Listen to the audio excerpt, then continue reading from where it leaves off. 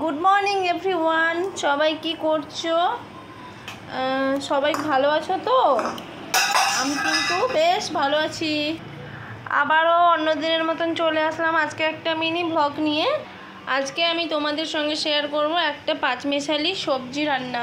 তো দেখো, রান্নার জন্য আমি ফার্স্টেই কড়াইতে পাঁচফোড়ন দিয়েছি, তার উপর দিয়ে দিলাম কেটে রাখা পেঁয়াজটা আমি নাড়াচাড়া করে হালকা করে একটু ভেজে নেব। তারপরে পেঁয়াজটা ভাজা ভাজা হয়ে গেলে দিয়ে দেব সবজিগুলো আমি আগে থেকে কেটে ধুয়ে রেখেছি। তো এবার আমি সবজিগুলো দিয়ে দেব এই কড়াইর মধ্যে। রান্নাটা একদম সাদামাটাভাবেই করব, বেশি কিছু দেব না।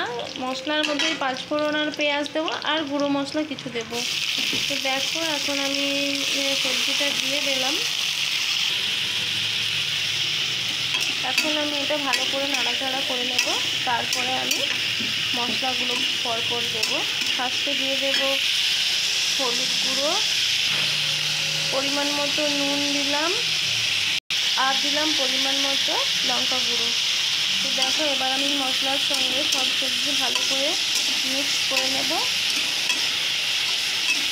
2 মিনিট মতন একটুখানি কষিয়ে নেব। সবজিটা একটু কষানো হয়ে গেলে আমি এটাকে ঢেকে একটু সেদ্ধ হতে দেব। এই রান্নাটা করতে খুব কম সময় লাগে, আর খেতেও বেশ ভালোই হয়। একদম সাদামাটা নর্মাল, যারা বেশি মশলাদার রান্না পছন্দ করেন না তাদের জন্য এই রান্নাটা বেশ পারফেক্ট হবে।